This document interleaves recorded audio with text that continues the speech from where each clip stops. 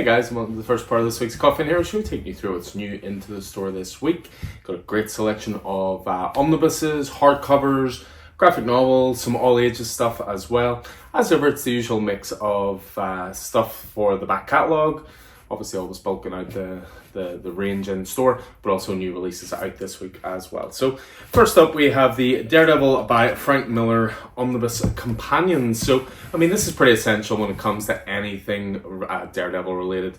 You know, Frank Miller, David Mazzucchelli working on this as well, John Romita Jr., Bill Sienkiewicz. I mean, you've got Peter Parker Spectacular Spider-Man issues, Daredevil 219, 226 to 233, Daredevil the Man Without Fear mini-series, and Daredevil Love and War as well. So, yeah, there is a bigger Frank Miller omnibus, which is the first part of all his work, and then this companion piece, as I said, it's like Born Again and Man Without Fear, that kind of thing. Next up is the Star Wars High Republic omnibus. So this is subtitled Light of the Jedi. This contains the High Republic Phase 1, which is High Republic 1 to 15. You've got High Republic Eye of the Storm 1 and 2, and Star Wars High Republic Trail of Shadows 1 to 5 as well. And then also in this week is the Miles Morales by Saladin Ahmed Volume 1 Omnibus. So this is pretty definitive. I mean, this is the 2018 series of Miles Morales. So it collects Miles Morales Spider-Man 1 to 42, but then has some extra stuff in there as well. So Absolute Carnage Miles Morales issues, Miles Morales The End, material for Miles Morales Spider-Man Annual, free comic book day issues, and all sorts. So pretty definitive and pretty essential for any Miles Morales fans out there. So next up, as I said, we've got some all ages stuff, which is great to see. So first of all, we've got Arkham Asylum. This was one that there was a free comic book day issue for as well. Animal versions of the Bat Family, of the Bat Villains. It just looks really fun. You know, Jester as well, a good boy. He wants to be, maybe he is. He's the Joker's dog. So of course he's funny, but his sense of humour is about to be put to the test. It's just really fun, and again, it's aimed at an all ages audience, which is something we're always trying to get more of into the store. Next up, we have the Batman Wayne Family Adventures. So they're continuing to release these books. There are 4 volumes in at this point. These are original DC stories by Webtoon, then available in print. So this volume collects episodes 72 to 94. Another one is Zatanna the Ripper, again from the same format, original DC stories by Webtoon, and continuing on the Zatanna and the Jack the Ripper stuff. So this collects episodes 24 to 35. All put into print. Next up, we have a book called Post York. This is one I'm a fan of, so I wanted to get some more copies back in. The polar ice caps have melted in a submerged New York City. Crosby, an independent loner, struggles to live another day within a makeshift community of desperate young survivors. But his precarious existence is challenged even further when he encounters both a mysterious woman and a trapped blue whale. Will they be each other's salvation or destruction? A cautionary tale of environmental horror, survival, and the extremes of human behaviour. Next up is one that we got in a few weeks ago, just sold very quickly, so back in stock. 52, Volume 1. Of course, this was a DC event prior to the new 52. Jeff Johns, Grant Morrison, Greg Rucka, Mark Waid, Keith Giffen. I mean, that's a murderer's row of talent right there. So yeah, that's all. That's 52 issues 1 to 26. So that's Compendium of Volume 1. Back in stock as well this week is The Walking Dead Compendium 1. So again, definitive for anybody who wants to jump into Walking Dead. I always say the same thing. Compendiums are the most cost-effective way to enjoy these series. So, you know, the amount of content that's in that is equivalent to 8 of the graphic novels. 8 of the graphic novels, all in, you'll pay double the amount for, although you're paying less per graphic novel. When you add all the content together, it's about double the price of one of these compendiums. So if you're going to commit to The Walking Dead or Invincible or anything like that, highly recommend jumping in the compendiums. Next up is a new release, which is Amazing Spider-Man and Gang Wars. So this continues on Zeb Wells' very much love it or hate it run, it seems to be. I really like it. John Romita Jr. is on art the whole way through this as well. So again, that is a very big plus. And you've got Amazing Spider-Man Gang War First Strike, and then Amazing Spider-Man 39 to 44 as well. Next up is a title called Blood Commandment. This was a cool vampire book. I read this myself. This may have been the book that got Keith to label the creator, Simon Kudransky, the best artist of last year. He was a big fan of this and a big fan of Something Epic as well. But complete mini-series there.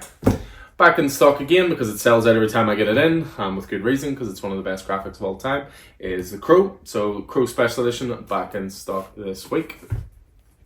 Next up, this was a really cool book I enjoyed, which is called Deep Cuts. It's written by Kyle Higgins, with a few different artists through the series. It's written with a love of jazz and tons of stories set within the jazz world, with 6 issues in total. So to give you an idea, New Orleans 1917, a clarinet player meets his hero. Kansas City 1940, a young girl investigates the mystery of her father's lost love of music. Los Angeles 1977, a band embarks on a world tour that may be their last. Yeah, really enjoyed this, and something a little bit different that is from Image Comics. Next up in the world of fantasy is Tony S. Daniels' Edenwood. Great 5-issue series this so far. I really enjoyed this. Think of something like Saga, that sort of scope. But 5 issues in total, and it falls under the Image Comics £9 price point, so the $10 first trades. Back in stock this week as well is Snow Angels. 2 volumes is the whole story. This is by the heavyweight team of Jeff Lemire and Jock on art. Got great echoes of The Thing, great echoes of horror, end of the world stuff. Really highly recommend that. We do have a big library edition as well, which is both books in one oversized format. I have those in stock. So it just depends what your preferred format really is, but really good. Next up is The Ribbon Queen. So this was an 8-issue horror series from Garth Ennis and Jason Burrows, done through AWA Studios. Really enjoyed this as well. I always read all the AWA stuff. It's always great genre stuff. There's something ancient and terrible loose in the world of men. But yeah, typical Ennis horror and a little bit of humor in there as well.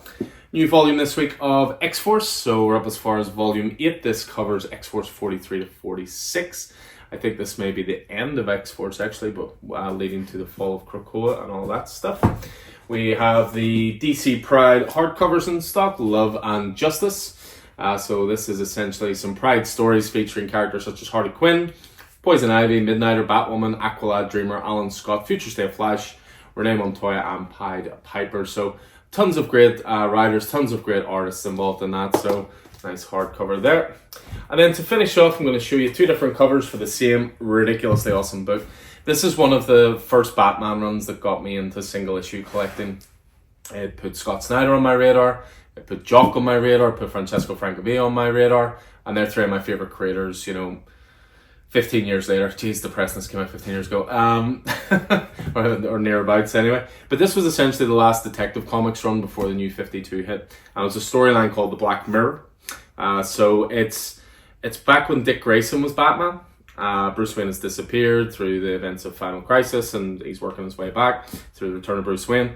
But yeah, this is to do with Dick Grayson, and it's to do with Commissioner Gordon's son, James Jr., who comes back to Gotham.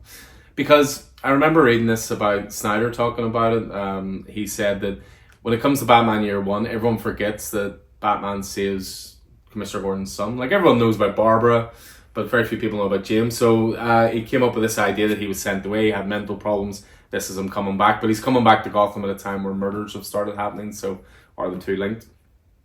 So fantastic story. Really highly recommended. Tons of iconic artwork throughout it. And the reason I've got 2 different ones here is because you've got the standard cover. This was the cover to the first issue of Snyder's Detective Run, I think, which is 871. So that was the main cover of that. But they've done a brand new comic shop exclusive cover, which is Francesco Francavilla on art there. So we have both in stock. They're the same price, so it's just really a case of what cover you prefer. But I cannot recommend that highly enough. It is one of the single best Batman stories ever, and the art is genuinely next level the whole way through. So yeah, that is everything in this week that is going on to the racks.